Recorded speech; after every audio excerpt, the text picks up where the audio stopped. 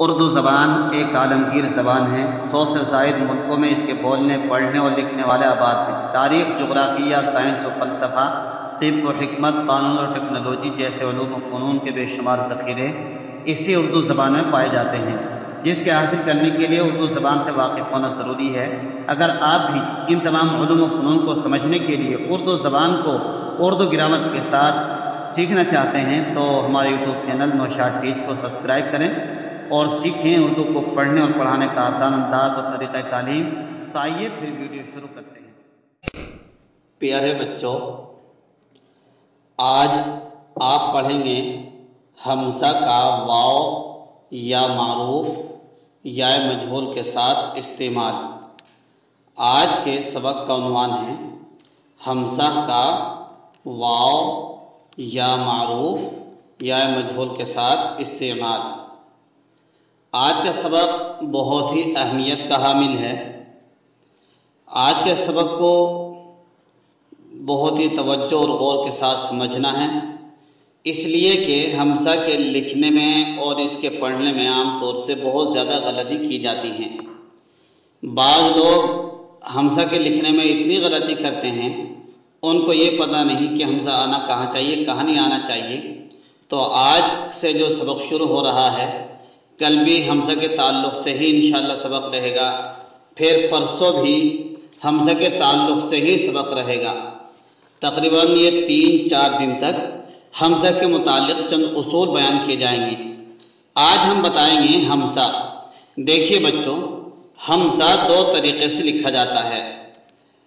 ایک طریقہ تو یہ جو آپ کے سامنے آیا، یعنی بالکل علیحدہ کر کے، اور ایک طریقہ یہ ہے جو حرف کے اوپر آتا ہے، یہ بھی حمزہ کہلاتا ہے۔ اور حرف کے اوپر جو حمزہ آتا ہے، اس کی آواز آتی ہے جیسے آؤ، سو۔ جو حمزہ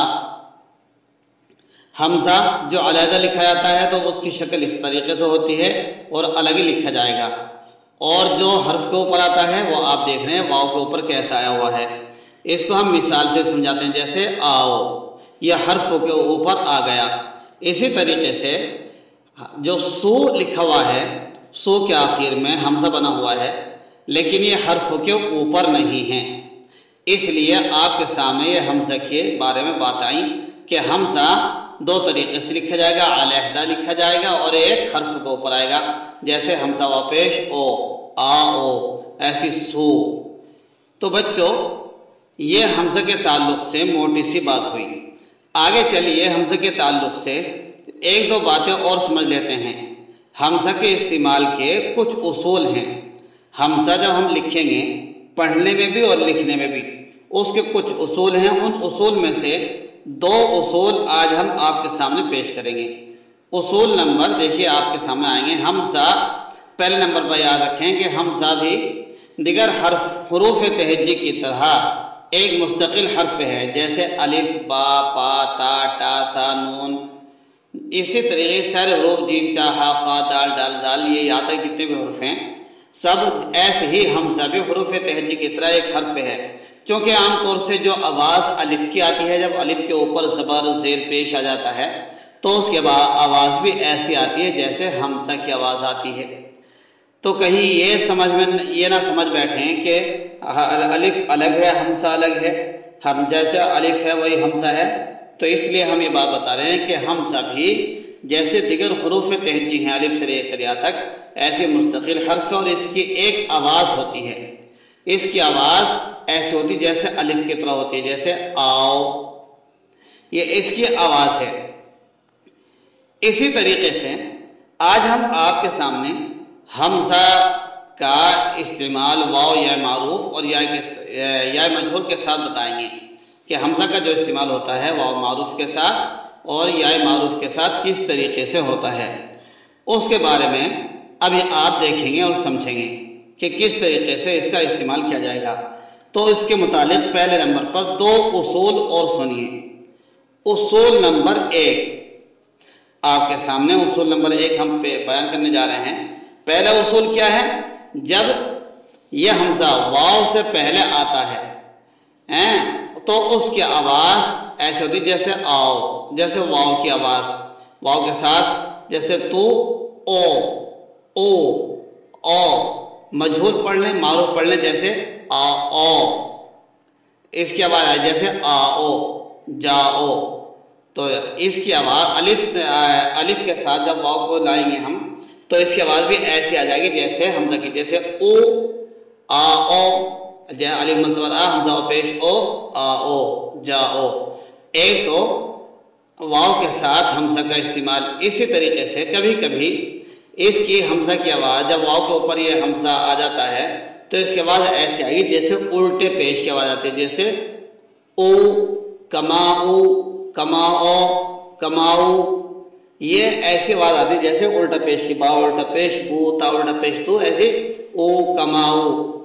اصول نمبر دو یہ ہے جب یا مجہول کہتے ہیں جو پڑی ہوئی یا ہوتی جیسے آپ کے سامنے آئی، یا مجہول سے پہلے جب یہ حمزہ آیا تو اس کی آواز بھی یہ کی طرح آتی ہے، یا مجہول لکھ دی اس سے پہلے الف لگایا اس کے نیچے سے لگایا تو اس کی آواز حمزہ کی آٹومیٹکلی بن جاتی ہے۔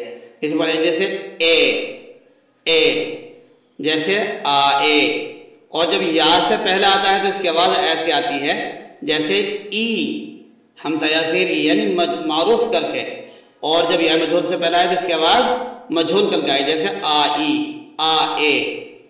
تو یہ آواز کے تعلق سے آج باتیں بتائی تھی، آئیے ہم حمزہ کی کچھ تختی کر کے بتائیں گے، یعنی ہجے کر کے بتائیں گے کہ الف کے ساتھ حمزہ واو اور یا کے ساتھ اسی طریقے سے یا مجہول کے ساتھ اس کا استعمال کیسے ہوگا، کس طریقے سے اس کا استعمال کریں گے، اور لکھنے کے اصول کل بتائیں گے۔